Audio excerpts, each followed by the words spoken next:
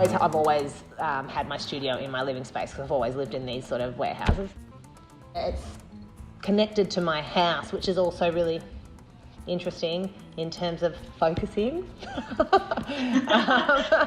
Like there's, you know, the dogs and the cat and the dishes. There's definitely more focus when you're away from your house, I think. So I'm used to that. My work predominantly uses moving image, but in much more of a kind of spatial context, projection, installation, immersive kind of works. A lot of my work is presented in the public or not traditional gallery spaces. For example, like the substation or the laundries at Abbotsford Convent, spaces like that.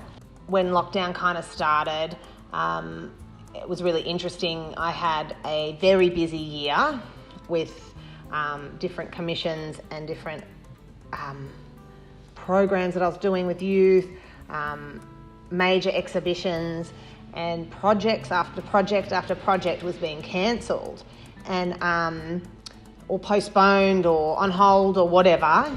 And it was really interesting because I realised that over the next 5 or 6 months, even though I was really trying hard not to over commit, because it is really hard, because I love doing multiple things at once, so I find it very hard not to overcommit. Anyway, so I was trying really hard not to overcommit, and it was, super obvious that I had committed to way too many projects. I feel really lucky and privileged that I can sit back and have a moment. I think it's really important as an artist to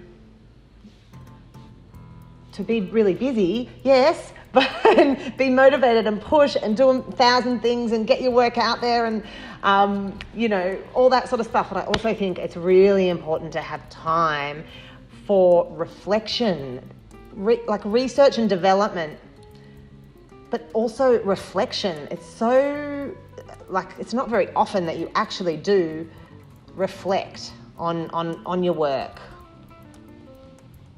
The main thing is the projects that have been cancelled that I would have been totally in production with, for festivals or even interstate, all that sort of stuff. So obviously that can't happen. But I feel like my projects do shift and change a lot depending on what they are. I work with different creatives. I am constantly trying to push the boundaries of my practice technically. So I'm always shifting my practice, and I feel like it's just another shift.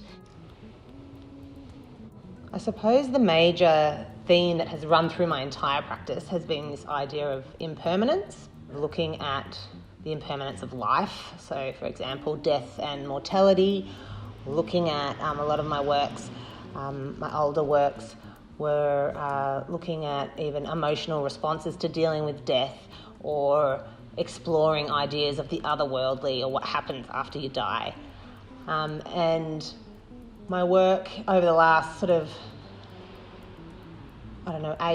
to 10 years has shifted, looking more globally at the impermanent nature of the world around us. We've been talking about how we're going to come out of this and try and continue this pace and this studio time somehow for development and reflection, because it's so beneficial.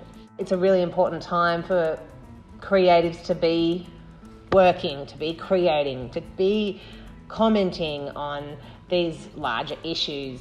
Art has an amazing ability to connect in a really different way. So it is super important that we all continue to be practicing and talking about these, major issues that are affecting all of us, humanity. So